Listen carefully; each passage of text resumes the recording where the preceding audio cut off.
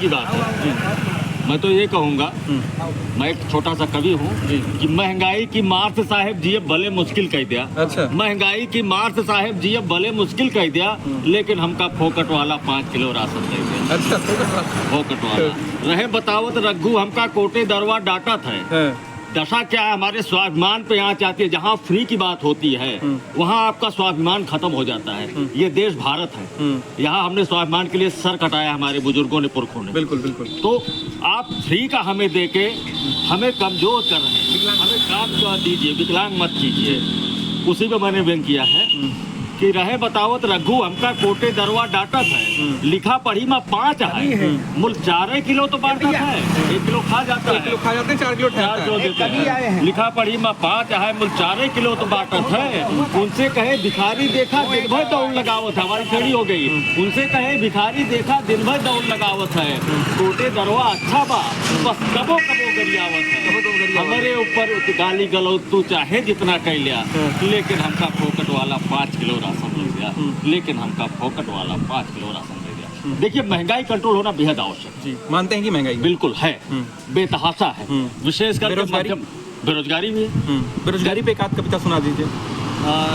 उसमें क्या, जहाँ तक हम राजनीति पे आपको दे रहा हूँ, 4 पंक्तियाँ याद आ रही हैं कि जैसे गंगा की सफाई पे बात आई, तो उस पर हमने एक साल्वेशन निकाला। अगर आप मीडिया भी साथ दे दें तो शायद बिना खर्चे का गंगा के स्वच्छता पे हम सफल हो जाएंगे। कि चलो घाट गंगा पे पहरा लगाएं, मुझे याद आ रही हैं, हम आप मिलकर चलो घाट गंगा पे पहरा लगाएं, कहीं यज्ञ रहबर रचाने न पाए। उन्हें राम रब से मोहब्बत नहीं है, उन्हें राम रब से मोहब्बत नहीं है, वो तुलसी का मानस उठाने न पाए। प्रदूषण पे बेकार अरबों का खर्चा, नया एक आविष्कार मैंने किया है। अगर साफ रखना है गंगा का पानी तो भारत के नेता नहाने न पाए, भारत के नेता नहाने न पाए। ये नहाना बंद कर दे, गंगा स्वच्छ हो जाए। सारी गंदगी गंगा में इन नेताओं के कारण है। तो क्या जो नेताओं हैं बड़े बड़े दावे करते हैं, फिर उसके बाद मुकर जाते हैं अपने दावे से, तो इस पे जनता को क्या करना चाहिए? पहली बात तो जनता को ये देखना चाहिए कि यही एक समय है जब हमारे यहाँ आते हैं। पहली बात तो मुंहतोड़ जवाब देना चाहिए, उनसे सवाल जवाब देना चाहिए कि भाई आपने ये कहा, ये किया नहीं, ये कब तक करेंगे? करेंगे, बिल्कुल बिल्कुल। समस्या ये आ रही है कि थोड़े से स्वार्थ में, थोड़े से लालच में ये लोग फिर उनकी जी हुजूरी कर लेते हैं। अगर एक बार मैं नहीं करा उसको वोट मत दीजिए, लेकिन उसको याद कराइए उसके वादे क्या है। और जब तक हम वादे याद नहीं कराएंगे तब तक हम चले जाते रहेंगे, राजनीति का शिकार होते रहेंगे। तब अंग्रेजों ने हमें बेवकूफ़ बनाया, आज ये लोग बेवकूफ़ बना रहे हैं। सिलेंडर महंगा हो गया, उज्ज्वला आपने बांट दिया। और विशेष करके मध्यम वर्गीय की बात करूं तो बेचारा कर्जे में डूबा हुआ है, उसके सरकार के कोई फायदा नहीं, महंगाई में डूबते जा रहा है।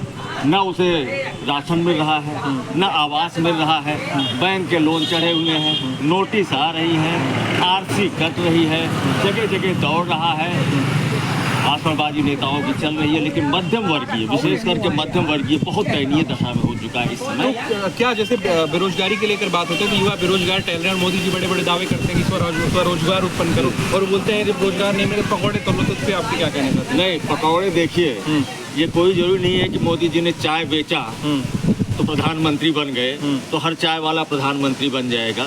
बहुत पकौड़े वाले बहुत अच्छा कमा रहे हैं, बहुत पकौड़े वाले ये भी है कि अपने बीवी बच्चों को नहीं खिला पा रहे हैं। क्योंकि जनता के जेब में जहाँ पैसा है वहाँ पकौड़े खाएगा, नहीं तो नमक रोटी खा के गुजर करने वाला रोड पे खड़े होकर पकौड़े नहीं खाता। कभी जी हमको एक बात लास्ट क्वेश्चन बता दीजिए, क्या आपकी अमेठी की जनता का मूड क्या है? अमेठी जनता के दिल में क्या है और अमेठी की जनता चाहती क्या है? देखिए, सबसे बड़ी की है, हो सकता है कि स्मृति ईरानी इस बार थोड़ा डामाडोल हो जाए, या मतलब डामाडोल होंगी या फिर हार जाएंगी, मतलब आप थोड़ा उसी तरह लड़ाई तगड़ी है, हार भी सकती हैं या बहुत मुश्किल से निकाल पाएंगे। बहुत मुश्किल से मतलब निकालेंगे, लेकिन मुश्किल। लेकिन ये है कि अगर राहुल गांधी फाइट करते हैं तो, अच्छा, या कोई नेहरू परिवार का या गांधी परिवार का मैं है पूरा अभी तो अमेठी जो है, हमको लगता है आप अकेले भाजपाई मिले हमको अमेठी में? नहीं भैया, मैं भाजपाई नहीं हूँ, मैं मूड देख रहा हूँ। जैसे आप लोग मूड सर्वे कर रहे हैं, क्योंकि मैं भी यहीं का रहने वाला हूँ जी, और मैं इस बात को महसूस कर रहा हूँ कि भैया आप एक बात बताओ, जब विपक्षी ही नहीं होगा तो बात किसकी लोग करें? भैया यहाँ पे तो कोई विपक्ष है ही नहीं। अभी तक तो सिर्फ एक ही नाम, एक ही नारा चल रहा है, स्मृति दीदी जिंदाबाद। अच्छा। जो मैं सुन रहा हूँ, और शायद मैं, आप कह सकते हैं कि मैं भाजपाई हूँ, लेकिन वास्तविकता ये है कि मैं राष्ट्र प्रेमी हूँ। जहाँ पे देश हित की बात होती है, राष्ट्र हित की बात होती है, और जहाँ पे विकास की बात होती है, मैं वहाँ पे हूँ। अच्छा। अब इसमें आपको या कोई कहे हमको कि मैं बीजेपी का हूँ या कांग्रेस का हूँ या सपा का हूँ, तो ये गलत बात है, ये अतिशयोक्त होगा। लेकिन वास्तविकता तो यही है। जैसे मैं और लोगों से मिला तो उनसे पूछा और जाना, तो वो बोल रहे हैं कि जैसे अभी तक जो स्मृति ईरानी जी ने बड़े बड़े दावे किए थे अमेठी के लिए, उस पर खरी नहीं उतरी हैं। और जो भी कुछ हुआ है, जो भी अमेठी में काम हुआ है, विकास हुआ है, वो कांग्रेस के कार्यकाल में हुआ है। कांग्रेस के जब सांसद जी यहाँ पर, भैया आप कहीं दूर मत जाइए, यहीं पे हमारे प्राइमरी हेल्थ सेंटर है जिसको PHC बोलते हैं।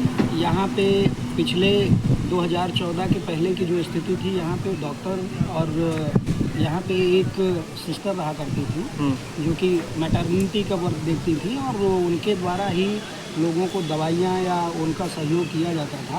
वास्तविकता ये थी कि यहाँ पे कोई डॉक्टर इस पर नहीं था। अच्छा। और आज की स्थिति में ऐसा है कि अगर आप हॉस्पिटल के अंदर जाके देखेंगे तो वहाँ पे बूढ़े बुजुर्ग और जो यहाँ के पेशेंट लोग जाते हैं, वो डॉक्टर को देखते हैं और अपनी जब बातें बताते हैं तो उनकी आंखों में आंसू होता है। वो इतने प्रसन्न होते हैं कि हमारे गोसाईगंज में, जो एक गोसाईगंज ये आप बोल सकते हैं कस्बा, एक ग्राम सभा है भैया, और अमेठी से महज 5 से 5.5 किलोमीटर की है जहाँ पे आप खड़े हैं। और इतनी दूरी होने के बावजूद भी यहाँ तक वो मूलभूत सुविधाएँ तब तक नहीं पहुँच पाई थी। तो हम क्या जाने कि कांग्रेस ने किया या भाजपा ने किया। हाँ, ये तो मैं जानता हूँ कि जब से भाजपा या दीदी स्मृति ईरानी सांसद बन के आई हैं, तब से बहुत सारे काम हुए।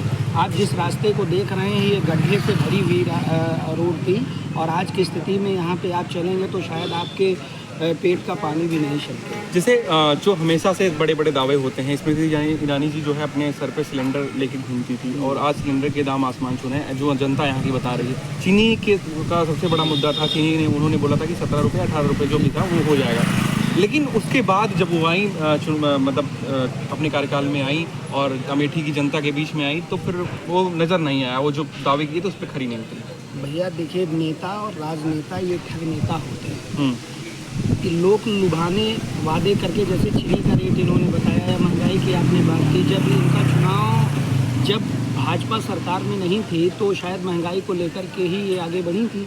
आज महंगाई निश्चित रूप से बहुत आगे है, लेकिन हम आप अपने परिप्रेक्ष्य में देखते हैं, वर्ल्ड क्राइसिस जो इस समय की चल रही है भैया, पूरे विश्व की बात हम कर रहे हैं, प्राइसेस इंक्रीज हुई हैं। रीज़न क्या है कि प्रोडक्शन डाउन हुआ है, डिमांड बढ़ा हुआ है, तो कॉस्ट प्राइस या बेनिफिट की अगर हम बात करते हैं तो लोगों को लॉस जा रहा है। रीज़न क्या है कि स्थितियाँ बहुत सारी बदली हैं, तो किसान जो हैं वो भी परेशान हैं। उनको मिल रहा है, MSP का रेट मिल रहा है, चीज़ें महंगी हुई हैं, उनके सामान महंगे बिक रहे हैं, लेकिन वास्तविकता क्या है कि वो फुटकर रेट है भैया। आप समझ रहे हैं ना, जो कि बड़े किसान हैं वो थोक रेट पे अपना बेचते हैं, तो उनको ज़्यादा लाभ होता है। यानी प्रोडक्शन डाउन और मैक्सिमम इनपुट की वजह से यहाँ पे क्या है कि रेट इंक्रीज़ हुआ है। मैं मानता हूँ कि इस समय जो सिलेंडर पहले हमको 700, 600, 650 का मिलता था, आज 1080 का या 1120 रुपए का समथिंग हो गया है।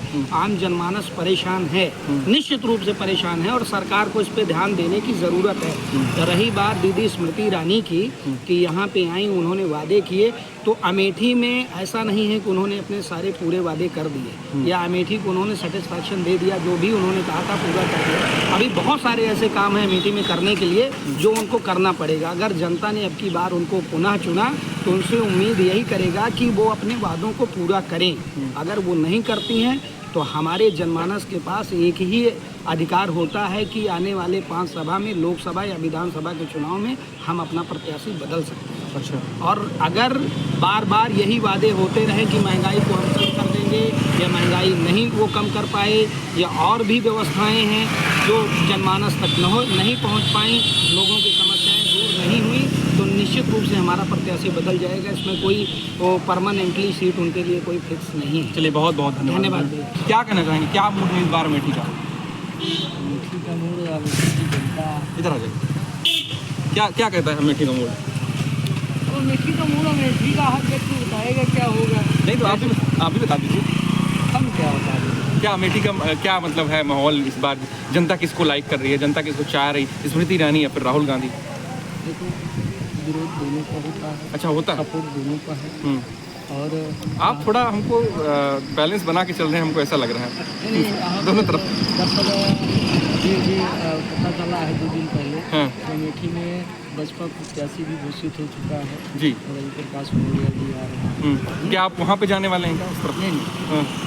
हम कहीं नहीं जाने वाले हैं, क्योंकि आपको मैं पहले भी बताया था कि वो किसी पार्टी से नहीं, जी। लेकिन जो राष्ट्र धर्म के लिए जो कार्य करेगा समर्थन उसी को। मतलब अमेठी जैसे हमेशा से कांग्रेस का गढ़ माना जाता रहा है, तो क्या इस बार भी कांग्रेस का गढ़ बरकरार रहेगा? जैसे पिछले 5 साल तो स्मृति ईरानी के चले गए, तो क्या अमेठी जो है आपकी कांग्रेस का फिर से एक बार परचम लहराएगा? कहा नहीं जा सकता। मतलब अभी संसद मैंने कार्य स्मृति भी किया है, क्योंकि 5 सालों में केंद्रीय विद्यालय, सैनिक विद्यालय, आपके काम किया हुआ है। रोड, हाईवे रोड जो है सब गड्ढा मुक्त में है। हाँ, ये है संपर्कवाद करने गड्ढा युक्त है। अच्छा, चलिए, बहुत बहुत धन्यवाद हमको सुनने के लिए। ये रही अमेठी की जनता जो साफ तौर पे जो है अभी असमंजस में है कि हम किसको अपना प्रत्याशी चुनें और किसको हम संसद तक भेजें और पहुँचाएँ वहाँ तक। कैमरामैन सूरज मिश्रा के साथ मैं अमन पांडे, धर्मपथ।